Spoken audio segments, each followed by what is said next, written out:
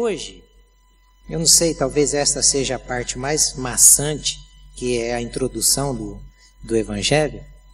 Eu vou fazer com vocês e depois, eu acho que na próxima, que vai ser o estudo ainda, na terceira, né, deve ser o Juliano. Então, essa parte do capítulo 1, eu quero fazer com vocês hoje, pretendo fazer com vocês hoje. Na verdade, não é o capítulo 1 inteiro, é o capítulo 1, do verso 1 ao verso 13. Tá?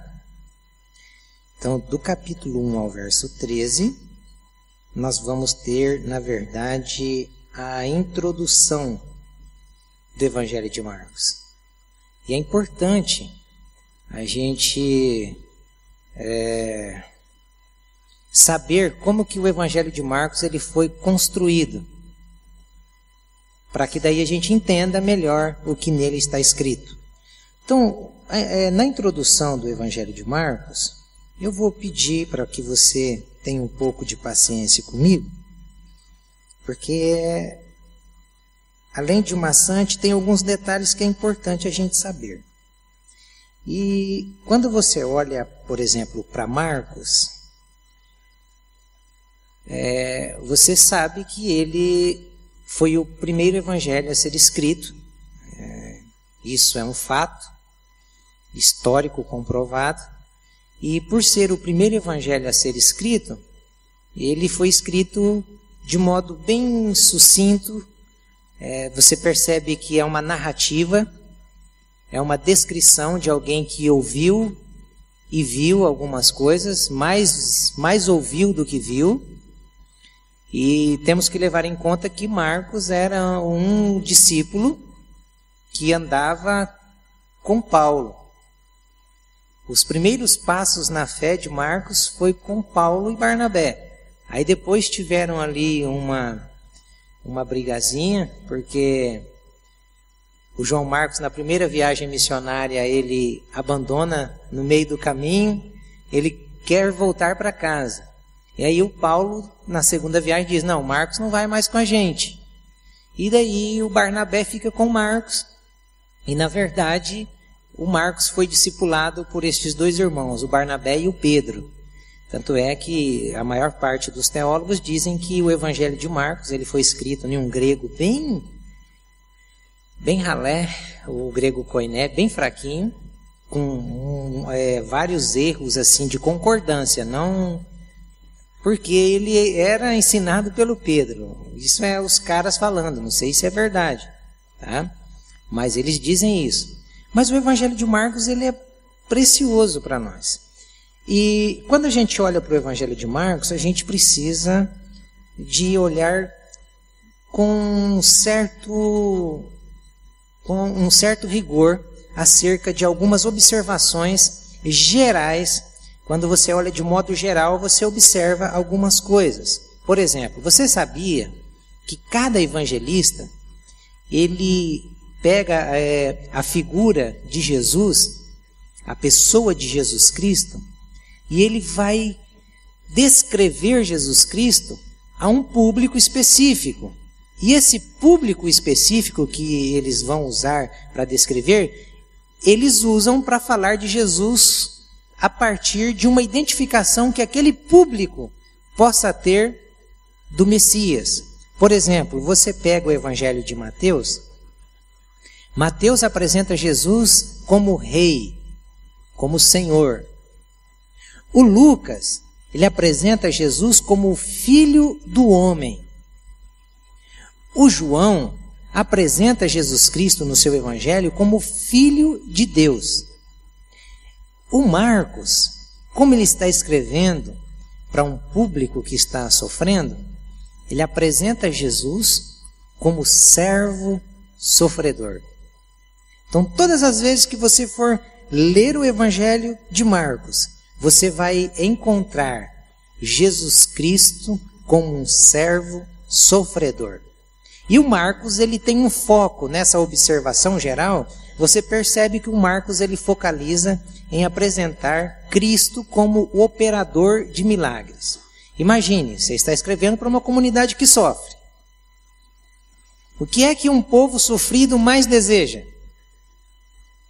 alívio de seus sofrimentos.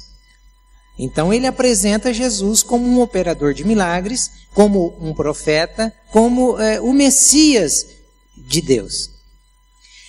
Mas é interessante um detalhe dentro do texto de Marcos, que ele usa mais de 20% de sua narrativa.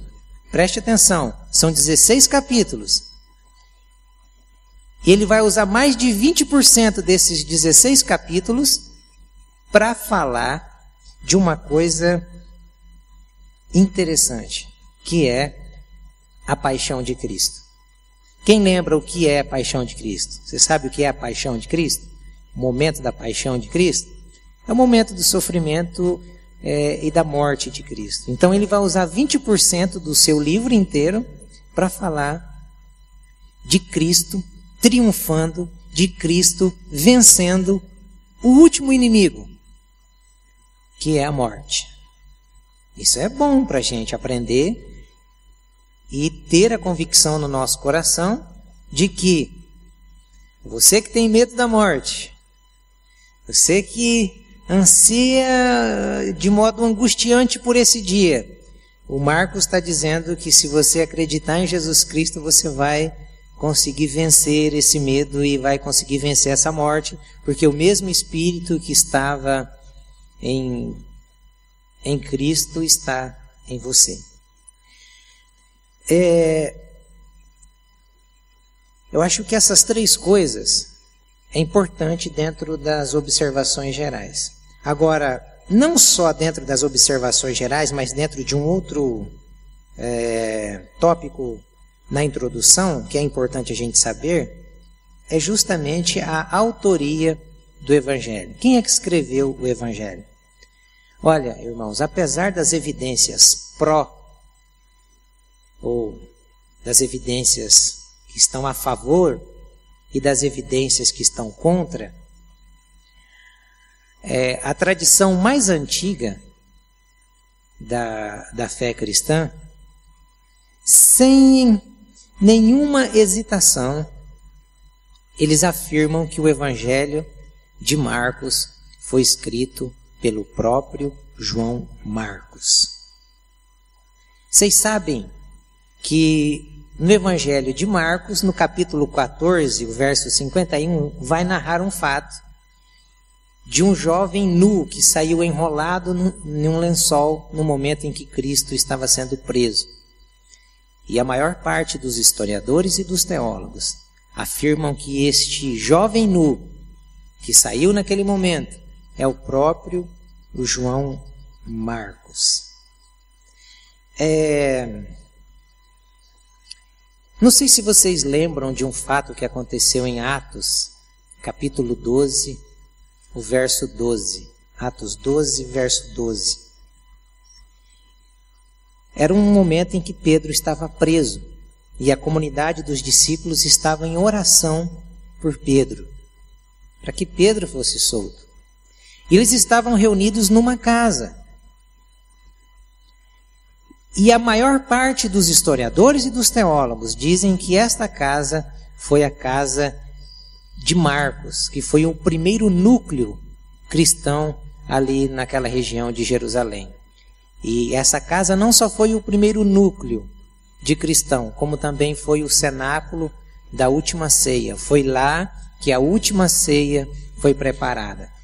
Então, quando vocês percebem em Atos 12, 12, Pedro, quando sai da prisão, ele vai para uma casa.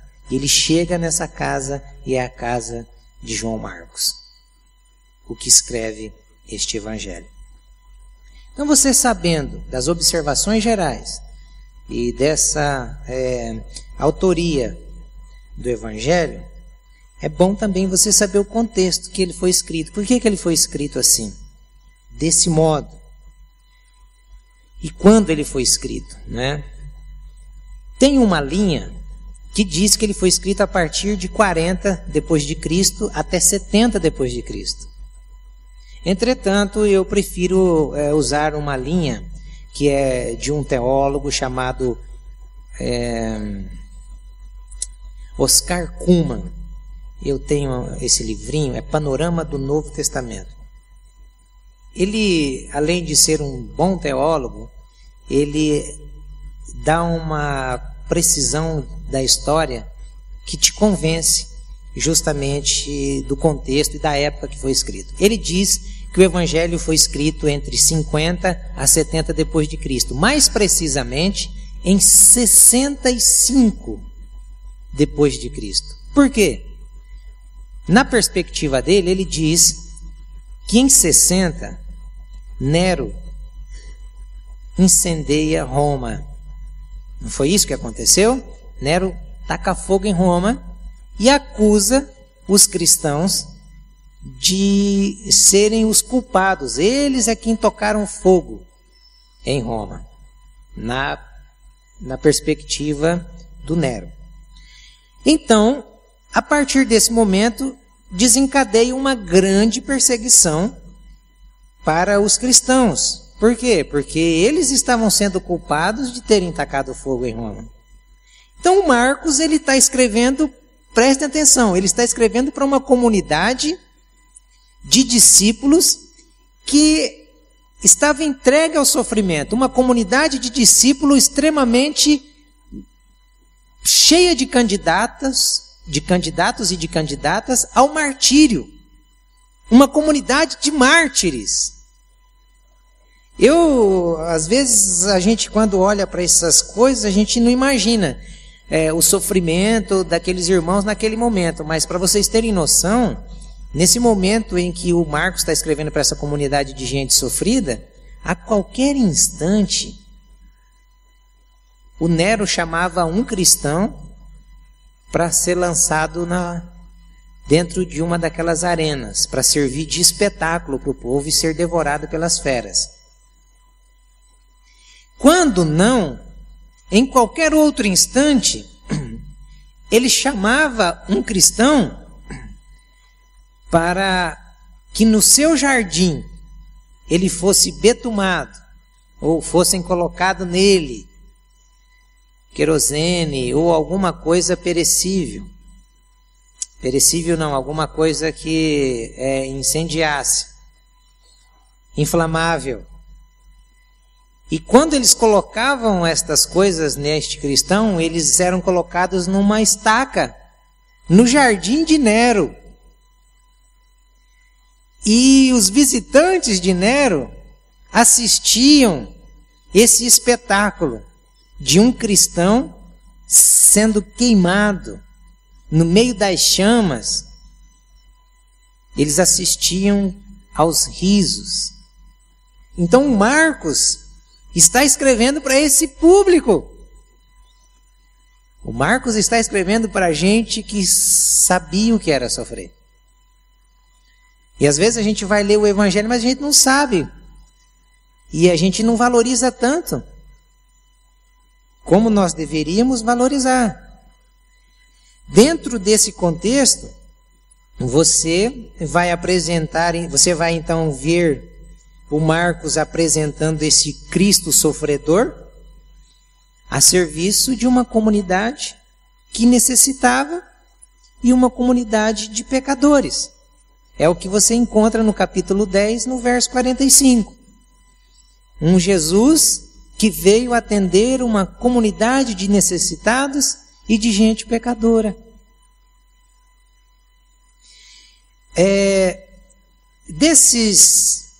Desses milagres que o Marcos começa então a falar em seu livro, na verdade são 19 milagres.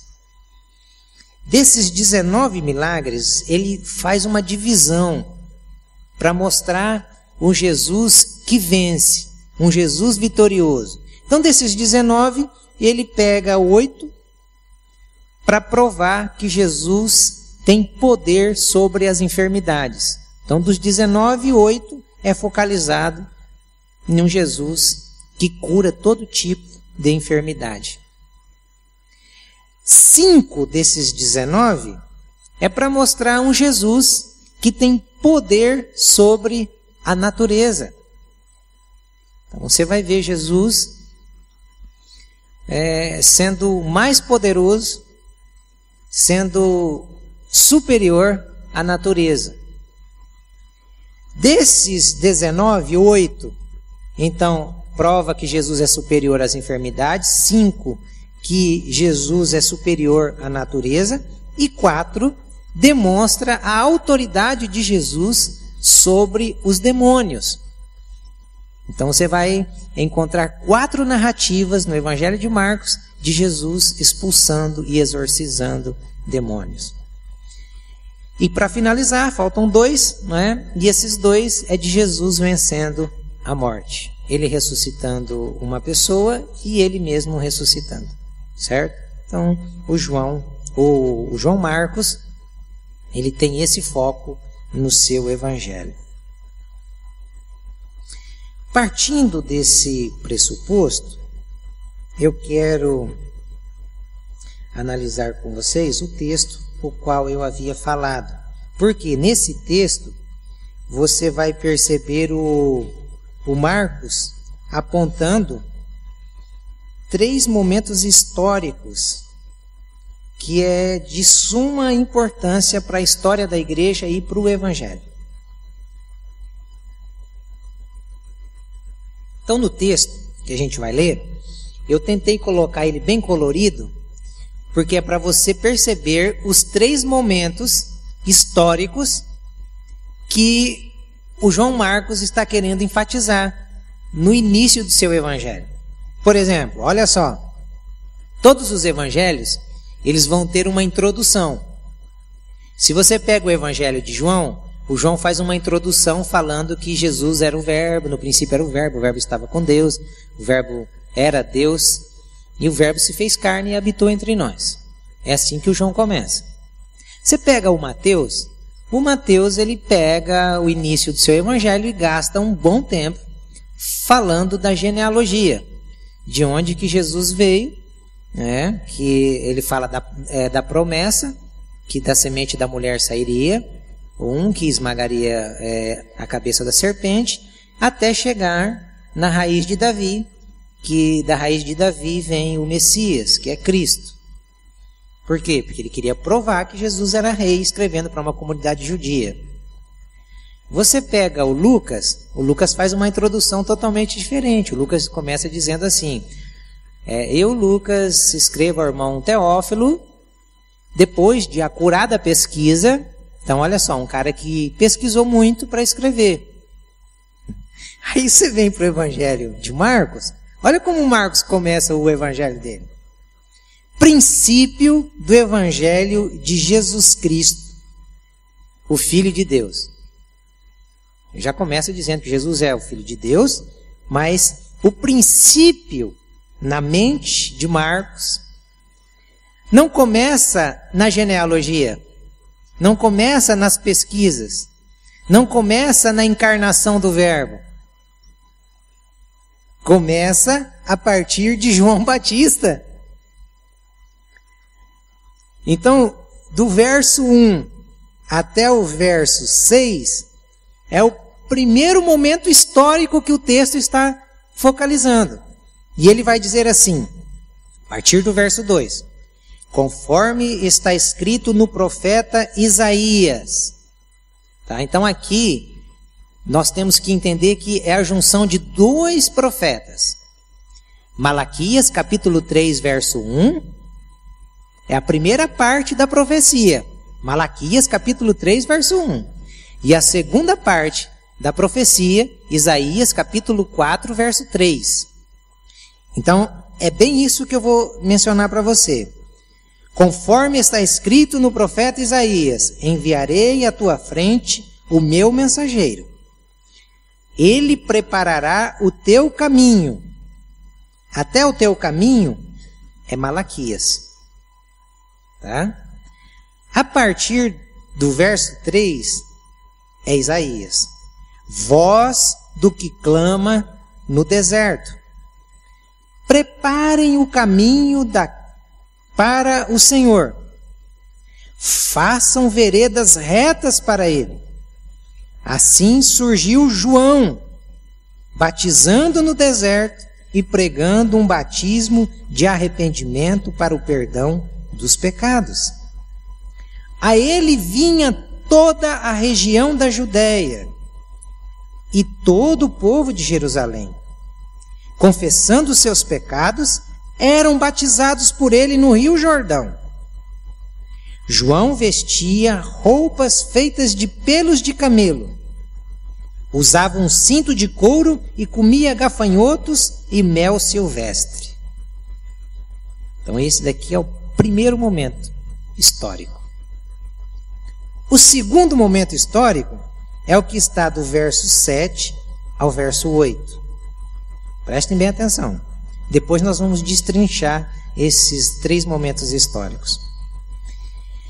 E esta era a sua mensagem. Olha bem, gente, como era a mensagem deste homem. Depois de mim, vem alguém mais poderoso do que eu, tanto que não sou digno nem de curvar-me e desamarrar as correias das suas sandálias. Eu os batizo com água, mas ele os batizará com o Espírito Santo. Aqui é um outro momento histórico que o Marcos está demonstrando. Mas só um breve comentário, abrindo um parênteses aqui. Vocês lembram que João, o Evangelho de João, diz que João Batista foi o maior nascido de mulher? É isso? Foi ou não foi? Vocês estão lendo Bíblia? Lá o João vai dizer que o maior nascido de mulher foi João Batista. Certo? Porém, é o menor no reino dos céus. Não é isso? Vocês perceberam como esse homem que é o maior nascido de mulher se comporta diante de Cristo? Ele está dizendo, eu não sou digno nem de me curvar para desatar-lhe as correias das sandálias dele. Nós estamos vivendo um momento tão deturpado que estão querendo mandar em Deus.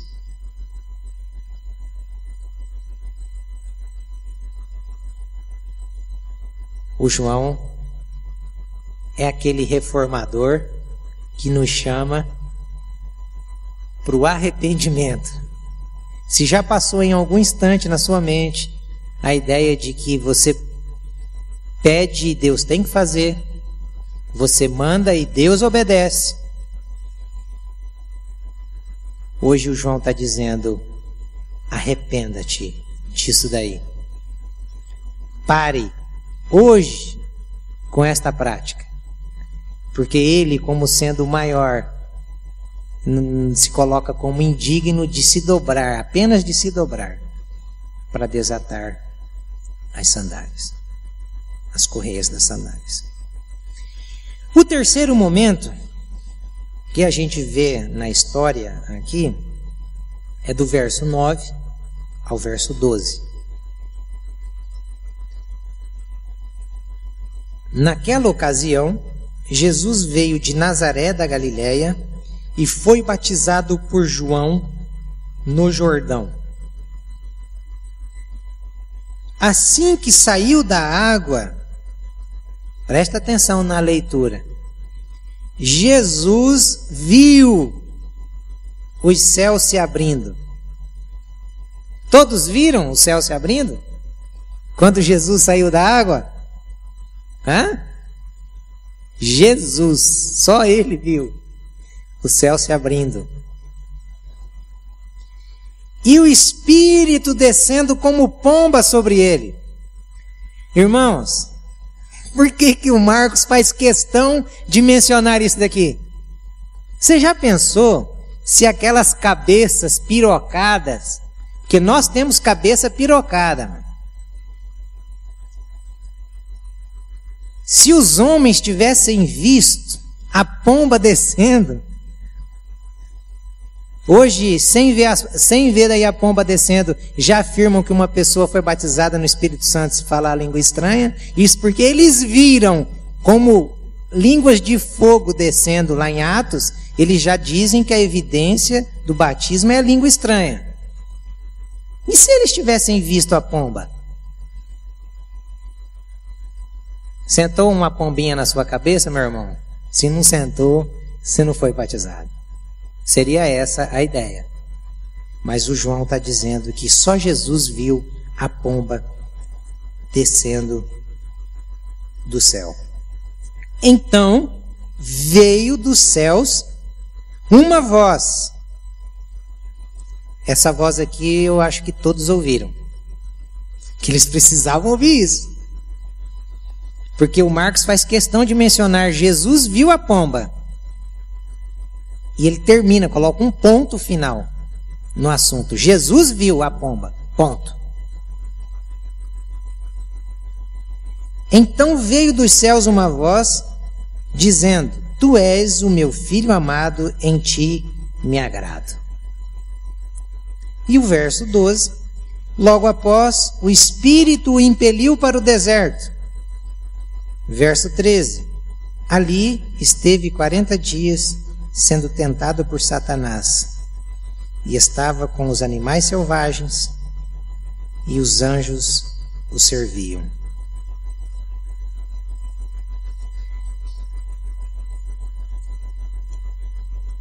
Então, qual é o primeiro momento histórico que o Marcos está querendo trabalhar? O primeiro momento histórico que o Marcos está querendo trabalhar é a projeção de Jesus ao ministério. Se você pega do verso 2 ao verso 6, você percebe de modo muito claro o Marcos dizendo princípio do Evangelho de Jesus Cristo. E ele começa falando de João. Ele não começa falando de Jesus. Então Jesus começa depois de João. Isso é muito importante. Por que é muito importante? Porque para projetar Jesus Cristo no cenário humano, vocês encontram nas Sagradas Escrituras Deus usando sempre pessoas simples, mas de uma radicalidade invejável. E a radicalidade aqui que eu menciono invejável não é aquela de proibição, mas sim a radicalidade de submissão à vontade do Pai. A projeção de Jesus Cristo ao ministério começa com Maria. Tem alguma pessoa mais simples da comunidade que a Maria? Não. E a radicalidade dela? A radicalidade dela foi tamanha que no momento em que o anjo chega para dar uma ordem, ela simplesmente diz: que se cumpra em mim a vontade do meu Deus. E a radicalidade onde está? A radicalidade está em se submeter à vontade de Deus sem temer as consequências. Quais seriam as consequências de uma mulher naquele contexto que estava noiva e de repente aparece grávida e não do noivo? A lei mandava que apedrejasse. A radicalidade dela foi tamanha que ela não se importou com as consequências, apenas disse: eis aqui a tua serva, que se cumpra em mim a tua vontade. Aí você vai para o José. A gente lendo é uma coisa, agora você se colocando no lugar é outra coisa. Imagine você noivo de Maria, e você chega e Maria é virgem. Se fosse hoje é uma raridade isso, né? É uma raridade as meninas casarem virgem, mas que deveria ser ensinado e deve ser ensinado desde pequenininho como algo virtuoso. Mas pense, você chega e de repente a sua noiva chega para você e diz assim: eu estou grávida. O quê? Mas você está grávida? Mas nós não tivemos nenhum ato sexual, como que você está grávida? Eu estou grávida do Espírito Santo. Conta outra. Não seria isso? Não, seja humano. Não seria isso? Mas de repente, o José usa também de uma radicalidade invejável. Aparece um anjo, que é só um anjo para te convencer também, né? Aparece um anjo e diz: olha, o que Maria está esperando é fruto de Deus. Não rejeite Maria. E a radicalidade de José o leva à submissão à vontade de Deus e não ao desejo dele, porque ele queria ir embora. Ele queria ir embora, e por ele ser um homem de meio, ele diz: olha, eu vou embora, você fica tranquila, não vou fazer o que a lei manda. Mas o anjo aparece e ele radicalmente se submete à vontade de Deus. Então Jesus está vindo desse contexto. E para projetar Jesus no cenário humano, vem João Batista. Tem alguém mais simples do que João Batista? E tem alguém mais radical do que João Batista? O cara era tão radical que ele preferiu perder a cabeça do que mudar a sua mensagem. Pensa num pastor que, se a ovelha chegasse dizendo: você tem que mudar o seu estilo de pregação, ele falava: não, é isso aqui que eu vou pregar, essa é a palavra que o Senhor me deu. Era esse tipo de cara, a ponto de um dia, num jantar, a sua cabeça ser servida numa bandeja, ser trazida numa bandeja. Era um cara que radicalmente não renunciou às suas convicções. Aí você não fica pensando assim: Deus não poderia usar uma forma mais atrativa para projetar Jesus no cenário? Por que Deus escolhe essa figura louca? Aí você vai entendendo o que é que Paulo fala em 1 Coríntios. Que Deus escolhe e usa os loucos para confundir quem? Os sábios. Ele vai pegar o João, apesar de ser sacerdote, ele não se vestia como sacerdote. Porque os sacerdotes se vestiam com aquelas roupas e vestes talares, com pedras penduradas em seu pescoço. O João vai usar roupa de pelo de camelo. Uma figura totalmente oposta àquilo que a religião havia estipulado. Os caras que eram sacerdotes do templo e do governo, eles comiam o quê? Eles comiam a melhor parte do sacrifício dos animais. O João estava no deserto se alimentando de mel e de gafanhoto, enquanto os pastores da época estavam comendo alcatra, maminha, ponta de peito, picanha. O João estava comendo asa de gafanhoto. E esse mel silvestre, sabe que tipo de mel era esse? Aquele que eles pegavam em toco, em tronco de árvore. O João estava... Pensa numa figura bizarra. Barbudo, cabeludo, vestido com pele de camelo. Você olhava para o cara e pensava: isso aí pode ser um bicho, pode ser um urso do deserto, menos um sacerdote, menos um pastor. O João era o tipo de homem politicamente não correto. para essa comunidade, olha, o João Batista não serve, porque aqui a gente precisa de um padrão de pastor com terno, gravata, que tenha mestrado, que tenha isso, que tenha aquilo outro. Não ia servir. Tem algumas comunidades que põem vários critérios, mas o João é um cara que não caberia dentro da estrutura. Por isso, talvez Deus o leva para o deserto, porque só o deserto, só no deserto, João seria um bom pastor. Então, Deus vai usar essa figura bizarra para projetar Jesus no cenário humano. O Cristo profetizado no Velho Testamento é precedido aí, talvez por um dos profetas mais duros da história de Israel. Era um homem de uma única mensagem. Qual era a mensagem de João mesmo? Vocês lembram? Venham que hoje vocês vão prosperar. Era essa? A mensagem de João era essa: venham, tragam os mancos, os coxos, os aleijados, porque hoje todos sairão daqui curados. Era essa a mensagem que o João pregava? Aliás, no Evangelho de João menciona que o João Batista foi o maior e não fez nenhum milagre. A mensagem que o João pregava era outra.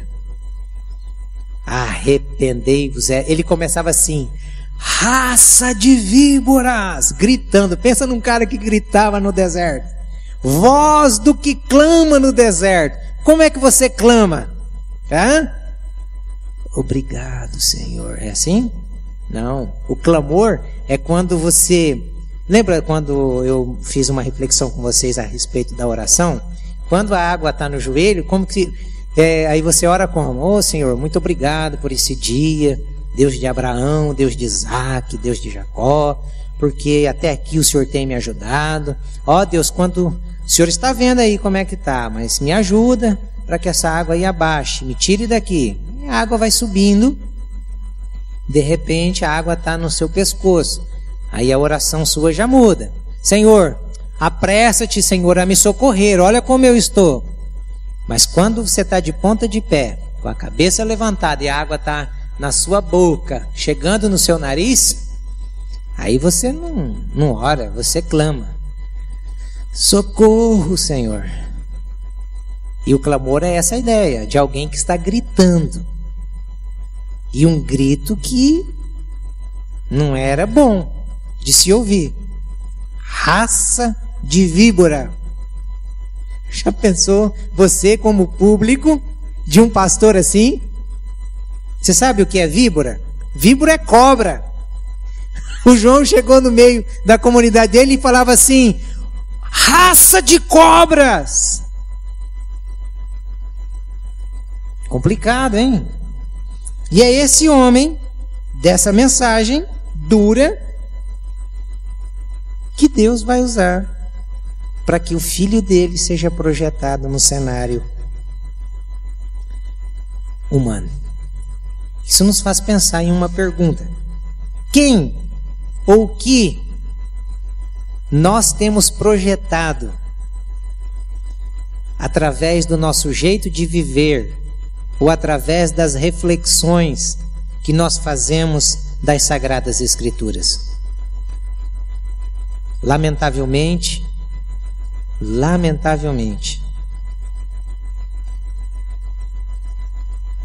a igreja, não só brasileira, mas a igreja de modo geral, uma boa parte, se não a maior parte dela, tem projetado cristãos gananciosos, tem projetado crentes imaturos, despreparados para o sofrimento. Crentes que não aceitam o sofrimento e que não estão preparados para enfrentar o sofrimento. O que é que você tem projetado? Jesus disse: vocês não querem ir também? Podem ir. Então vem o segundo momento histórico. O primeiro momento histórico é João, né, projetando Jesus no ministério. O segundo é justamente o testemunho de João acerca de Cristo, o verso 7 e o verso 8. Eu fico assim preocupado com esse momento de testemunho, porque se nós não soubermos lidar na função que Deus nos coloca, a gente pode distorcer uma verdade e sair fora de um propósito que seria bom e o ideal para a gente. Então, quando você olha aqui para o João Batista foi uma pessoa que soube muito bem testemunhar de Cristo. Ele tanto soube testemunhar de Cristo que o seu papel foi tão bem desempenhado que num dado momento do seu ministério ele diz uma frase que todos aqui já ouviu falar pelo menos uma vez na vida. Importa que ele cresça e eu diminua. Não é isso? O João falou isso. O Paulo fala uma coisa parecida com isso. Paulo diz: não sou eu quem vive, mas Cristo vive em mim. Olha para você ver o nível dessas pessoas que souberam testemunhar de Jesus Cristo. Então, João, além de desempenhar bem o seu papel, por saber o que estava fazendo aqui, ele aponta para a sua própria mensagem e para os seus ritos como sendo inferiores, extremamente inferiores aos de Cristo. João está dizendo que Cristo é superior tanto nos ritos de batismo quanto no seu ofício. O batismo de João era por água. O de Cristo era pelo Espírito. Tem uma grande diferença. Uma grande diferença. Hoje, por exemplo, o que tem de crente... Não, deixa eu dizer assim, o que tem de membro de igreja que foi batizado em água... Porque para ser batizado em água, o cara fala que ele converteu, que ele nasceu de novo, mas você não vê mudança na vida. Então você fica às vezes até com dúvida, mas você não pode negar o batismo, né? O que impede que eu seja batizado? Nada. Tem água aí. Não foi assim que o eunuco falou para o Felipe? O que impede que eu seja batizado? Nada, tem água aí. Por isso que a gente batiza. E o batismo por água é um símbolo, apenas um símbolo, que na verdade não tem eficácia nenhuma se esse batismo não aconteceu no Espírito. Porque o batismo no Espírito nada mais é do que a conversão, o novo nascimento, o convencimento do homem sobre o seu pecado, sobre a justiça de Deus e sobre a morte, que é o salário do pecado. Então isso leva o homem ao arrependimento. E o verdadeiro batismo não é o que acontece lá na chácara dos bombeiros, onde nós batizamos. Lá é apenas um rito, um símbolo, que o Paulo diz em Romanos, que no momento em que você deita, mergulha na água, você está morrendo para essa velha vida. E quando você levanta da água, você está ressurgindo para uma nova vida. Esse é o símbolo do batismo na água. Mas o do Espírito, é totalmente outro. A pessoa, ela muda de vida. Você já viu pessoas que foram batizadas na água e não mudaram de vida? É porque não foram nascidas pelo Espírito. Então, irmãos, o João está dizendo, nesse momento, em que as pessoas vinham de todos os lados. Eu fico pensando isso. Se o João não soubesse para que ele tinha vindo, olha, ele ia abrir uma igreja para ele. Porque gente vinha da Judéia e de todas as regiões, eles iam até o João, gente. Para mostrar mais uma vez para nós que quem nos leva para o arrependimento não é o convite que a gente faz aqui, mas é o Espírito de Deus que nos traz aqui, o Espírito de Deus que nos leva até Ele para ouvir a palavra dEle, para levar as pessoas nos lugares onde a palavra dEle está sendo pregada. O Espírito conduzia as pessoas para aquele lugar. Então, o João, ele não aproveitou dessa oportunidade em que as pessoas estavam acreditando no que ele estava falando para explorá-las. O João, ele não aproveitou desse momento para cativar as pessoas, dizendo, olha, nós vamos começar aqui na semana que vem, olha, 10 quartas-feiras de campanha do arrependimento.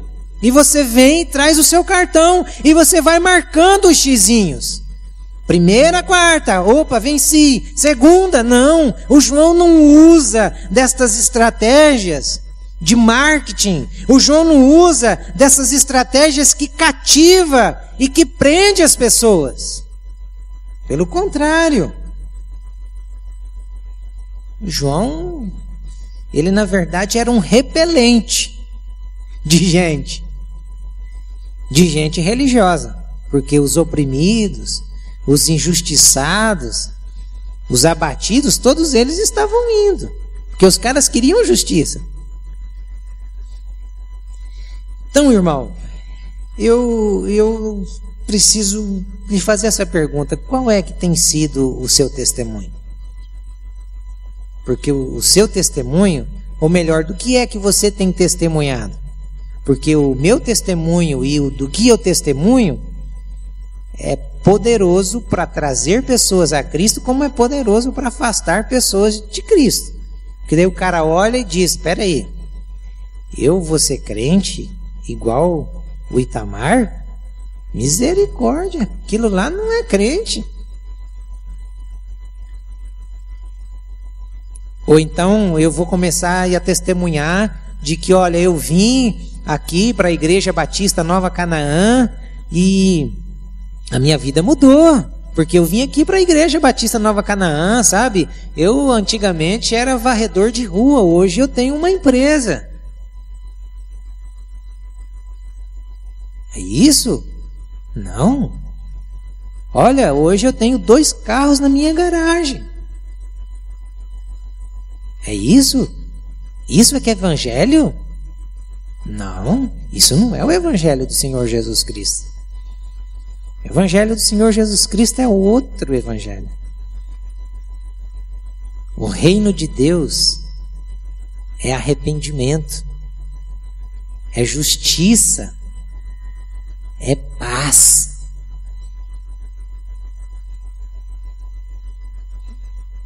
Do que é que você tem testemunhado aos homens?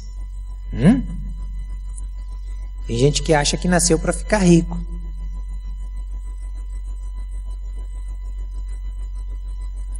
Eu vou te fazer você pensar bem. Daquilo que mais você testemunha, aquilo é o seu Deus. Sabia disso? A boca fala do que o coração está cheio. Não é isso que Jesus disse no Evangelho de Mateus? Então, se a pessoa fala muito de dinheiro, ela testemunha muito de dinheiro, quem é o Deus dela? O mamão. Se ela fala muito de trabalho, só trabalho, trabalho, quem é o Deus dela? Trabalho. A pessoa fala muito de carro. Quem é o Deus dela? O carro.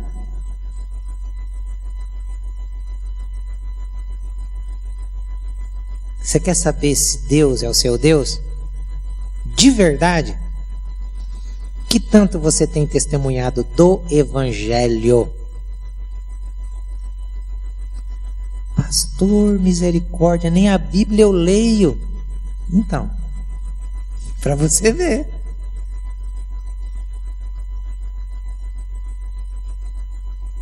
O João sabia que ele veio para essa terra para testemunhar de Jesus Cristo. De quem é que você tem testemunhado, meu irmão? Ou do que você tem testemunhado? Presta bem atenção nisso, hein? Jesus está voltando. Vai sair daqui hoje, olha, com esse negócio batendo na sua mente. E não tem como testemunhar de Jesus se nós não conhecermos Jesus.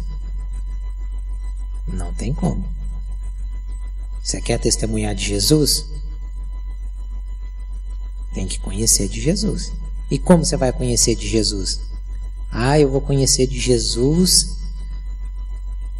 ouvindo o domingo à noite? Os cultos aqui? Não. Você pode até aprender, mas você vai conhecer de Jesus. É no seu quarto, orando, é no seu momento a sós, lendo as Sagradas Escrituras. É nesse momento. Então o tempo que você vai dedicar para esse Deus é o que vai fazer você conhecer dele. E para a gente encerrar, né, caminhando para o encerramento aqui, o terceiro momento histórico é justamente o batismo e a tentação de Cristo, que é do verso 9 ao verso 13. Aqui eu fiquei impressionado nesse momento em que Jesus sabia que era superior, João sabia que era inferior, e você se impressiona com Jesus. Mesmo sendo superior ao João, ele procura o João para ser batizado. É bem diferente de muitos de nós, não é? Quando nós nos sentimos superior a alguém, tanto em poder como em ofício, por exemplo, você é mais estudado do que o seu amigo. E por você ser mais estudado, você ocupa uma posição na empresa ou num trabalho na sociedade melhor que o do seu amigo. E aí, quando você está nessa posição superior e o outro na posição inferior, o outro vem falar com você ou vem fazer alguma repreensão em você, o que é que você diz? O que é que você pensa na hora? Tem alguns que dizem assim, né? Você sabe com quem está falando? Não é assim? Mas eu fico impressionado, porque Jesus ele faz diferente. Ele sendo superior, ele vem e se submete ao batismo. E essa cena de batismo foi fantástica. Essa cena nem Steven Spielberg conseguia fazer tantos efeitos como teve ali naquele momento. Por exemplo, Cristo vendo o Espírito vindo em forma de pomba. Quem vê Espírito? Olha que cena fantástica. Só Cristo. Os céus se abrem e sai uma voz do céu dizendo: é este aí quem me dá alegria. Então, na cena do batismo, você vê o próprio Deus. Você viu João testemunhando de Jesus, mas na cena do batismo você vê o próprio Deus testemunhando de Jesus. O próprio Deus falando: é este aí, ó, que a minha alma tem alegria. E às vezes a gente vê um monte de crente, né? Tentando dar alegria a Deus. Deixa de ser bobinho. Amadureça. Você quer dar alegria a Deus? Tem uma forma só de você alegrar a Deus. Sabe como? Sendo cada vez mais parecido com Jesus. Quando Deus olha para mim, Ele vê Jesus em mim.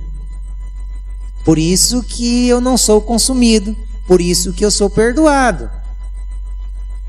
Então, se eu quero dar alegria a Deus, o que é que eu preciso fazer? Quando Deus olhar em mim, que Ele veja cada vez mais de Jesus na minha vida. Então eu deixarei Deus alegre. Não porque eu estou fazendo, não porque eu estou pagando um preço, mas porque Deus está vendo mais e mais e mais de Cristo em mim. Isso alegra o coração do Pai. Foi isso que Ele viu, que Deus viu em Hebreus capítulo 11, naqueles homens que morreram pela fé em Jesus, a ponto de Deus, nas Sagradas Escrituras, dizer que homens dos quais a terra não era digna deles. Porque quando Deus olhava para eles, Deus não via eles, Deus via só Jesus neles. Então, se nós quisermos alegrar o coração de Deus, só tem um jeito. Não vivo mais eu, mas Cristo vive em mim. Assim, nós vamos encher o coração de Deus de alegria. Então, nesse batismo, a gente vê não só esse testemunho, mas a gente percebe o Marcos identificando aí, nesse batismo, pelo menos duas coisas ele mostra para a gente. Primeiro, que Jesus foi batizado para se identificar. Não só para cumprir aquilo que acerca dele tinha sido escrito, mas para se identificar. Com quem? Com a comunidade de pecador que buscava perdão de Deus. Então Jesus se submete, sendo Deus, ele se submete para que os homens pudessem se identificar com ele. Outra coisa que a gente aprende aqui, que após um ato tão lindo como esse, que é totalmente contrário ao que a gente aprende nas igrejas. Que quando você vai para a igreja, é ensinado assim para você, não é? Você se converteu, então agora você é filho de Deus e Deus vai te proteger, não é isso? Mal nenhum chegará à tua tenda, está escrito, tá? Mas tem que ler ele no contexto. Olha, se um inimigo vier contra ti, ele vai fugir por 7 caminhos diferentes, não é isso? Está escrito em Deuteronômio. Mas fora do contexto, você faz o que você quiser com o texto. Mas aqui não. Aqui é um ensino que não tem como você distorcer. Após Jesus Cristo ser projetado no cenário, após o João testemunhar que Jesus Cristo é o Cordeiro de Deus que tira o pecado do mundo, após o próprio Deus testemunhar que este Jesus é o meu Filho amado, após o céu se abrir e o Espírito descer, não era para esse Jesus ter sido envolvido em uma bolha em que nada de mal, em que nada pudesse tirá-lo do caminho? Que essa é a ideia que a igreja protestante não reformada, mas neopentecostal tenta colocar na cabeça dos irmãos. Você olha para isso daqui e você percebe totalmente o oposto. Logo após que você é inserido na comunidade dos discípulos, o que é que vem? vem as tentações. Olha só que coisa linda. E o Espírito o levou para onde, gente? Para o deserto. Para quê? Para ser tentado. Por que deserto? Por que deserto?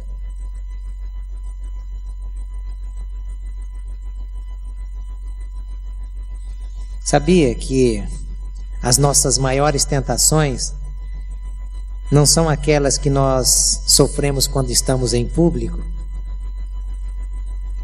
As maiores tentações são aquelas que sofremos quando estamos sozinhos.